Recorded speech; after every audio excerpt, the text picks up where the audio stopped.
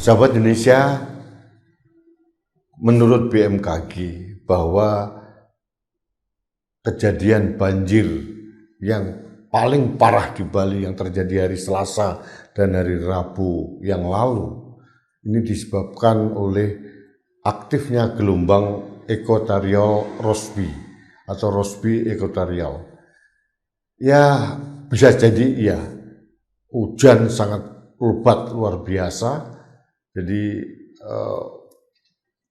intensitas hujan juga sangat tinggi sehingga bisa menyebabkan banjir di mana-mana, dan menurut saya ini potret objektif penyebab dari hujan itu. Pertanyaannya, apakah Bali baru pertama kali diguyur hujan lebat? Tidak.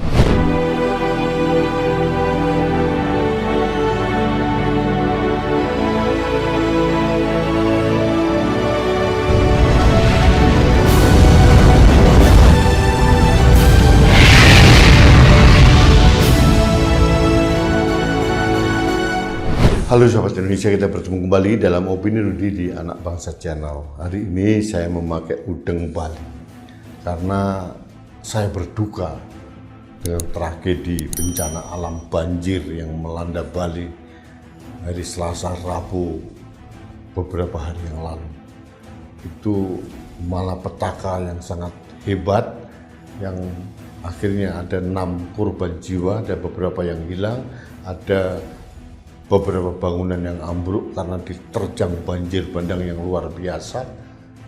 Dan saya ingin mengajak Anda untuk melihat betapa dahsyatnya kalau alam mulai murka melalui video-video berikut ini.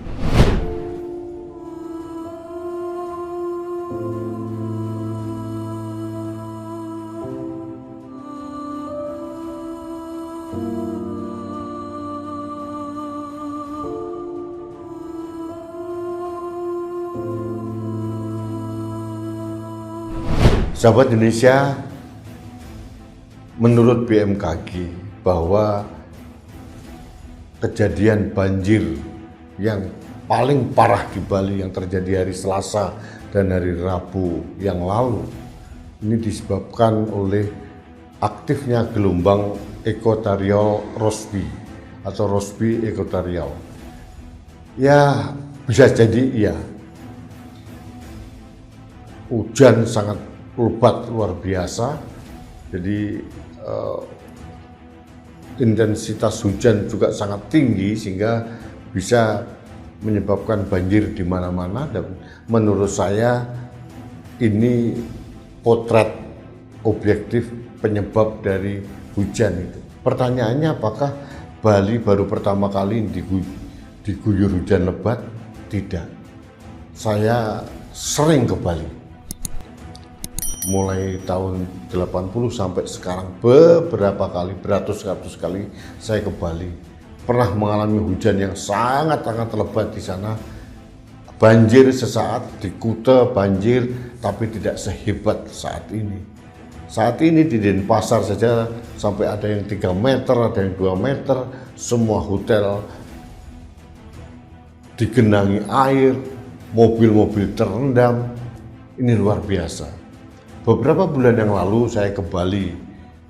Saya memang agak tercengang lihat perkembangan Bali. Saya melihat Bali berubah dari keindahan alam menjadi keindahan beton-beton yang dihiasi oleh ornamen-ornamen Bali. Artinya saya ingin mengatakan bahwa salah satu yang harus dipikirkan atau ditata ulang kembali di Bali adalah alih fungsi lahan. Saya melihat sawah-sawah sudah mulai berkurang karena dialih fungsikan menjadi bangunan-bangunan. Halaman-halaman, tegalan-tegalan, lapangan-lapangan sudah berkurang. Saya juga melihat di sepanjang sungai yang dulu ada sempadan sungai yang berfungsi itu tidak ada lagi. Di sepanjang sungai sudah ada mulai bangunan-bangunan, dan tidak ada lagi kehati-hatian memberikan izin pendirian bangunan, sehingga di sempadan sungai pun juga diberikan izin. Artinya harus kita akui, memang alam Equatorial Rossby yang aktif akhirnya membuat intensitas curah hujan di Bali sangat tinggi. Itu satu hal. Tapi harus juga kita akui bahwa ini kelakuan manusia juga. Manusia yang mengeksploitasi Bali dengan berlebihan, alih fungsi lahan yang sangat tidak terkendali, akhirnya yang terjadi seperti ini. Ini malapetaka. Kita tidak boleh saling tunjuk, finger pointing pada siapapun, tapi ini harus menjadi bahan refleksi. Bali ini adalah andalan Indonesia. Bahkan orang mengatakan jauh lebih terkenal Bali dibandingkan Indonesia. Yang terjadi di Bali itu mendapatkan sorotan dari media-media dunia, karena Bali ini memang sudah menjadi pulau dunia yang menjadi warisan dunia, sehingga semua mata itu tertuju pada bencana alam di Bali, karena itu akan mempengaruhi pariwisata di sana. Semua negara pasti akan menengok ke Bali. Kenapa? Karena sebagian warga negaranya mungkin saat ini sedang berwisata di Bali. Jadi pemerintah Bali harus mulai hati-hati. Kejadian besar ini harus diambil hikmahnya untuk menata ulang Bali.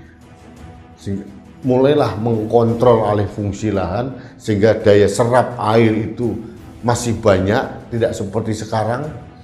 Sawah-sawah sudah mulai menghilang, diganti dengan bangunan-bangunan yang besar. Saya hanya mengatakan daya dukung Bali juga harus diperhitungkan. Apakah memang Bali sudah overload? Saya kok mengatakan sudah iya. Bali tidak setenang dulu lagi.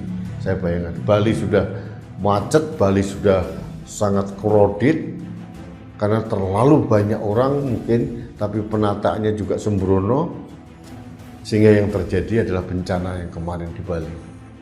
Sekali lagi, dengan tidak mengurangi rasa empati saya terhadap bencana di Bali, saya menitipkan pesan agar Bali ini dijaga. Karena Bali ini adalah kebanggaan Indonesia. Bali ini adalah sudah dianggap menjadi milik dunia karena betapa indahnya surga yang diturunkan Tuhan di bumi ada di Bali.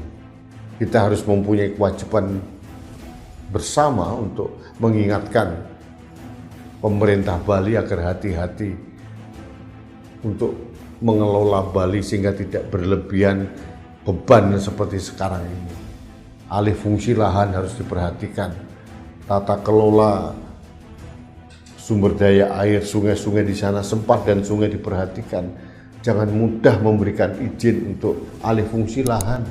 Sawah-sawah di Bali yang dulu indah seperti Subak itu hampir ya masih ada lah, di Ubud sebagian masih ada, di Bali-Bali yang paling ujung Karangasem, Jembrana masih ada, tapi mereka sudah mulai digeser dengan keinginan materialistik untuk mengambil keuntungan cepat dengan menjual tanahnya atau sawahnya menjadi bangunan, yang terjadi seperti sekarang ini. Ini tidak bisa diselesaikan hanya oleh Bali. Saya berharap pemerintah pusat juga turun tangan, karena Bali ini adalah andalan Indonesia. Pariwisata di Bali ini menghidupi saudara-saudara kita di Bali. Bali harus kita pertahankan menjadi heritage yang harus kita pertahankan, keindahannya dan kemurniannya. Jangan sampai kita menjadi bangsa yang bodoh, tidak bisa mengambil hikmah dari bencana. Harus ada blessing in disguise, harus ada hikmah di balik bencana. Nah, kecerdasan kita adalah mencari hikmah di balik bencana yang ada. Alam mulai murka melihat tingkah kita. Itu sepenggal bait yang ditulis oleh Mas Ebit GAD beberapa puluh tahun yang lalu. Itu masih relevan dengan sekarang.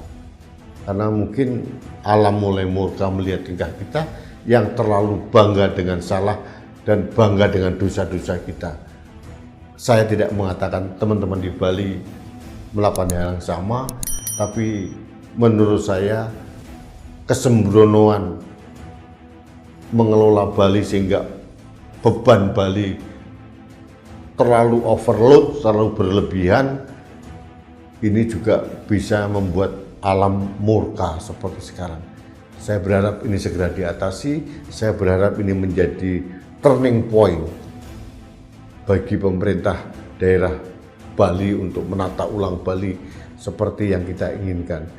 Bali adalah pulau dewata, surganya keindahan di bumi salah satunya ada di Bali. Itu harus kita wariskan. Saya sekali lagi mengucapkan duka cita yang mendalam kepada para korban, dan kita bersama rakyat Bali untuk membangun kembali Bali agar bangkit kembali. Bali pernah ada duka dengan tahun 2002, ada bom Bali 1, bom Bali 2 dan sebagainya, dan mereka begitu mudah bangkit kembali. Saya yakin peristiwa ini juga membuat rakyat Bali belajar dari pengalaman itu, bangkit kembali, karena rakyat Bali sudah teruji dari berbagai peristiwa-peristiwa, dan saya yakin peristiwa ini juga membuat rakyat Bali secara kolektif bersama pemerintah bangkit kembali untuk menata Bali. Bali harus kita pertahankan, Bali jangan terlalu banyak beban. Mari kita selamatkan Bali untuk anak cucu kita nanti. Terima kasih sahabat Indonesia, kita bertemu kembali dalam Opini Rudi selanjutnya. Sampai jumpa.